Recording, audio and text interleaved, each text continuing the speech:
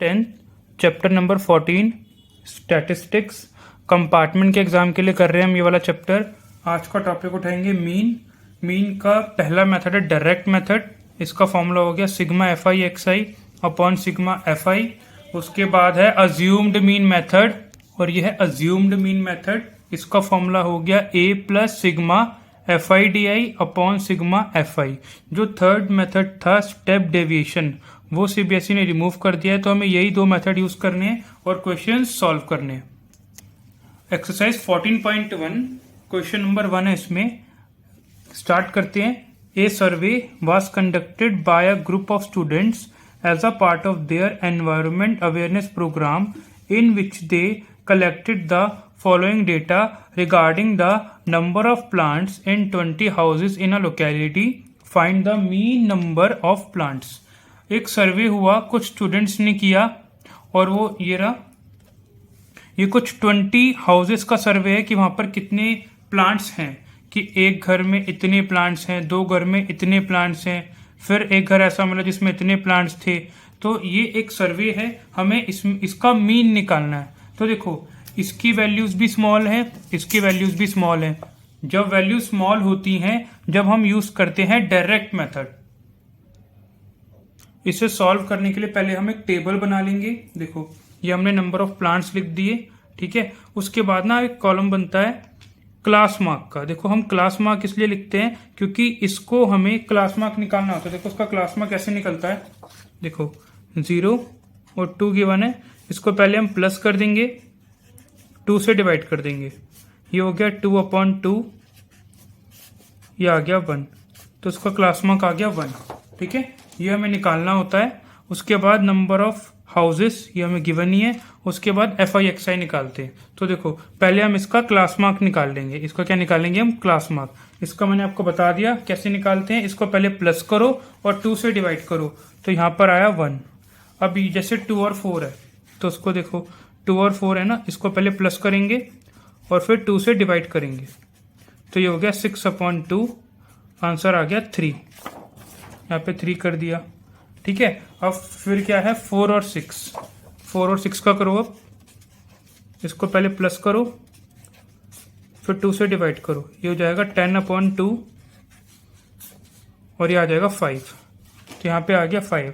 अब बस आपको ना आगे सॉल्व करने की जरूरत नहीं है। अब देखो डिफरेंस कितना बढ़ रहा है, देखो 2 का डिफरेंस हो रहा है ना। देखो 1 के बाद 2 का डिफरेंस है, फिर 2 का डिफरेंस है, फिर आप 2 प्लस करके लिख दो। 5 में डिवाइड करो 7, 7 में डिवाइड करो 9, 9 में डिवाइड करो 11 और 11 में डिवाइड करो 13।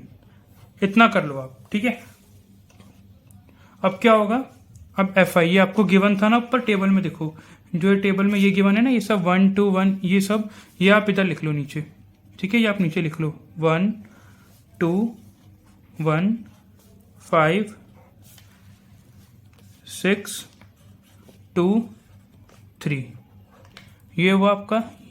उसके बाद क्या करोगे, आप इन दोनों को कर दोगे मल्टीप्लाई, यानी इनको बीच में से मल्टीप्लाई कर दोगे, एक्स आई और एफ आई को। 1 1 जा 1, 3 2 जा 6, 5 1 जा 5, 7 5 जा 35, 9 6 जा 54, 11 2 जा 22, 13 3 जा 39।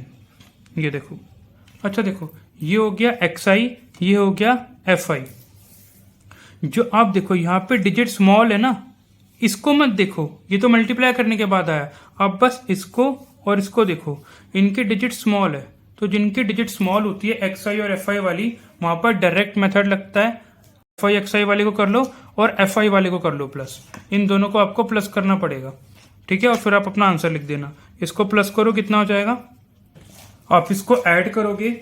आपने एफ आई को ऐड किया 20 आया, एफ आई एक्स आई को सारे सम किया आपने यहां तक, तो देखो सिग्मा मतलब सम ही होता है, इसका आया 162। तो देखो ऐसे होता है। मैं आपको दोबारा बता देता हूं, जो ये डेटा मेरे को गिवन है ना, यहां पर 0 से 2, 2 से 4, 4 से 6, 6 से 8, ये इसको कहते हैं कंटिन्यूस डेटा। ये आपको कंटिन्यूस सीरीज में गिवन है, कंटिन्यूस सीरीज में। और हमें इसको यूज करने के लिए हमें इसकी विड्थ चाहिए होती है, विड्थ। इसलिए हम इसका क्लास मार्क निकालते हैं, प्लस करते हैं और 2 से डिवाइड करते हैं, ठीक है। उसके बाद ये हमें गिवन होता है, ठीक है, और इनको मल्टीप्लाई करके हम ये निकाल लेते हैं एफ आई एक्स आई, और इसका भी सम कर देते हैं और इसका भी सम कर देते हैं। अब आगे हम डायरेक्ट मेथड लगाएंगे, फॉर्मूला लगाएंगे और वैल्यूज पुट कर देंगे और अपना मीन निकाल लेंगे। ये देखिए मैंने फॉर्मूला लिख दिया है यहाँ पर। सिग्मा एफ आई एक्स आई की वैल्यू आई है मेरी 162 और सिग्मा एफ आई की वैल्यू आई है, सिग्मा एफ आई यानी एफ आई का सारा सम, और सिग्मा एफ आई एक्स आई यानी एफ आई एक्स आई का सारा सम। सिग्मा का मतलब होता है सम, और सिग्मा एफ आई मेरा कितना आया है 20 आया है। अब आप इसको सॉल्व कर लो। 2 8 ज़ा 16, 2 1 ज़ा 2, 2 10 ज़ा 20, 81/10 आ गया। 1 0 है, एक डिजिट पहले डेसिमल आ जाएगी, तो जो उसका मीन है वो हमारा आ जाएगा 8.1, तो उसका मीन 8.1 आ गया। ये हमें क्वेश्चन में निकालना था।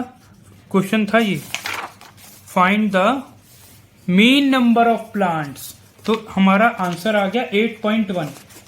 तो हम लिख सकते हैं मीन प्लांट्स कितने आ गया, फिर मीन आ गया हमारा 8.1 प्लांट्स। ये लिख सकते हैं हम यहाँ पर, और हम ये लिख सकते हैं, एक और लाइन लिख सकते हैं। अगर आपको ये नहीं लिखना तो हम लिख सकते हैं the mean of the data is 8.1. The mean of the data is 8.1.